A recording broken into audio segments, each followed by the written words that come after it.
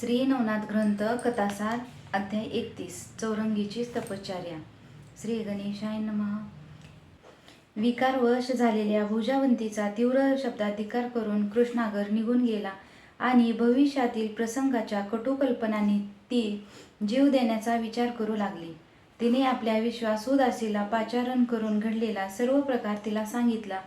तेव्हा तिने तिला एक युक्ती सांगितली. ती म्हणाली, राणीसाहेब, तुम्हाला आत्मघात करण्याचे काहीच कारण नाही. आता मी सांगते तसे करा. महाराज आले तरी तुम्ही उठू नका, रुसून झोपून राहा, स्पंदन करीत राहा. महाराज तुमच्या जवळ येतील तेव्हा तुम्ही रडून आकांत करा. ते तुम्हाला रडण्याचे कारण विचारतील तेव्हा तुम्ही सांगा, यापुढे तुमचा पुत्र तरी येथे राहील किंवा मी तरी. आज तुम्ही नाही असे पाहून तुमचा लाडका कृष्णगार वाईट हेतूने माझ्यापाशी आला. तो माझ्यावर अतिप्रसंग करू पाहत होता, पण मी त्याच्या वासनेला बळी पडले नाही. त्याला दूर ढकलून मी पळाले. तेव्हा मी दाद देत नाही असे पाहून त्याने आपले तोंड काळे केले. तुमच्या अनुपस्थित जर असेच घडणार असेल तर जिवंत राहण्यापेक्षा मेलेले बरे. ते ऐकून संतापलेला राजा कसलाही विचार न करता कृष्णगाराला जीवे मारील. मग तुम्ही निर्भयपणे सुखाने संसार कराल. भुजावंतीला ती युक्ती पटली. तिने अन्न पाणी व स्नान टाकले, अंगावरील राजशृंगार फेकून दिले आणि विन्मुख होऊन सुवर्णमंचकावर पडून राहिली. शिकारीवरून परतल्यावर शशांक राजा तडक भुजावंतीच्या महालात गेला. तेथे तिची अवस्था पाहून त्याने तिची प्रेमाने विचारपूस केली. तेव्हा ती हमसून हमसून रडू लागली. राजाने तिचे अश्रू पुसले व रडण्याचे कारण विचारले. तेव्हा तिने दासीने पडविल्याप्रमाणे सर्व काही सांगितले. ते ऐकून संतापलेल्या राजाच्या डोळ्यात अंगार फुलला.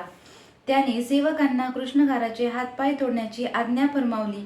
ते ऐकून सेवकांनाही वाईट वाटले. थोड्या वेळाने संताप कमी झाल्यावर राजेसाहेब ही भयंकर शिक्षा रद्द करतील या आशेने ते काही वेळाने पुन्हा राजाकडे गेले व कृष्णगाराचे काय करायचे ते विचारले. तेव्हा दिरंगाईबद्दल राजाने त्यांचीच खरडपट्टी काढली आणि शिक्षेची अंमलबजावणी भर चौकात ताबडतोब करण्यास सांगितली. त्यामुळे सेवकांचाही नाईलाज झाला. त्यांनी कृष्णगाराला पकडून एका चौरंगामध्ये बांधले आणि एका चौकात आणून त्याचे हातपाय तोडून टाकले. त्या घावांनी पर्णप्राय वेदना होऊन कृष्णगार तडफडत करीत बेशुद्ध होऊन पडला. त्याचे हाल पाहून लोकांनाही अनिवार्य दुःख झाले. हळहळ व्यक्त करीत ते सर्व राजाला दूषणे देऊ लागले. गोरक्ष व मच्छिंद्र भिक्षा मागत हिंडत असताना त्यांनी ते दृश्य पाहिले. विकलांग कृष्णगाराचे हाल पाहून त्यांचेही हृदय कळवळले. त्यांनी लोकांकडे चौकशी केली, पण कोणीही समाधानकारक खुलासा करू शकले नाही. तेव्हा मच्छिंद्रनाथाने अंतर्दृष्टीने अवलोकन केले असता सर्व प्रकार त्यांच्या ध्यानात आला. तसेच हा राजपुत्र अवतारी पुरुष आहे हेही कळले. तेव्हा गोरक्ष मच्छिंद्रांना म्हणाला, आपण या कृष्णगाराला राजाकडून मागून घेऊ. याला पददीक्षा देऊन चौरंगी नाद करू आणि तो सर्व सामर्थ्यवान झाला की त्याच्याच हस्ते त्याचा अविचारी बाप व चांडाळीन सावत्राई यांना धडा शिकवू. मच्छिंद्राला त्याचा सल्ला पटला. मग ते दोघे राजवाड्यात गेले. शशांकराने त्यांचा योग्य तो सन्मान करून येण्याचे कारण विचारले. तेव्हा मच्छिंद्र म्हणाला, हे राजा, आज तुझ्या नगरात आम्ही एका मुलाला शिक्षा झालेली पाहिली. तो तुझा अपराधी आम्हाला दे.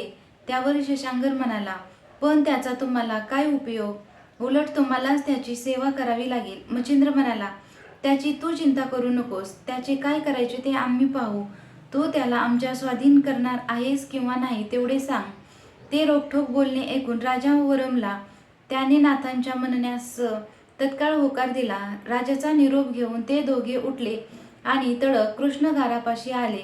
रक्ताने माखलेल्या चौरंगासह त्याला उचलले आणि आपल्या मुक्कामी परतले.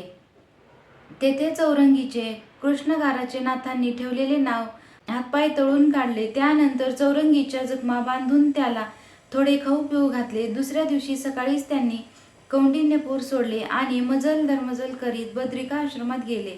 तेथे चौरंगीला शिवालयात ठेवून त्यांनी अरण्यात हिंडून एक गुप्त गुहा शोधून काढली.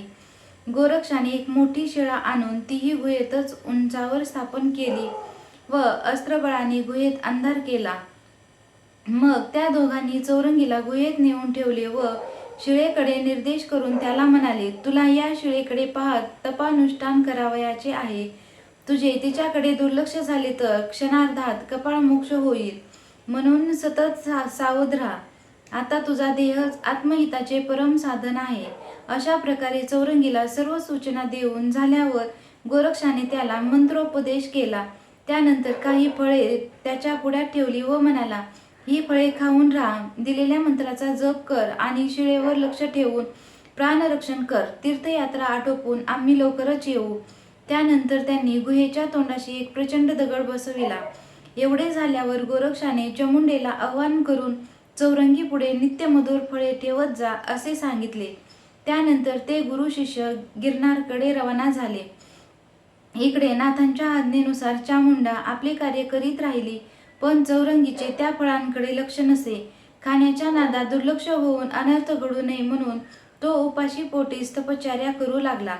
त्यामुळे कालांतराने त्याचा देह म्हणजे हाडांचा सांगाडा उरला, पण शरीर काष्ठवत झाले. त्यावर वारूळ वाढले तरी त्याची तपश्चर्या चालूच होती.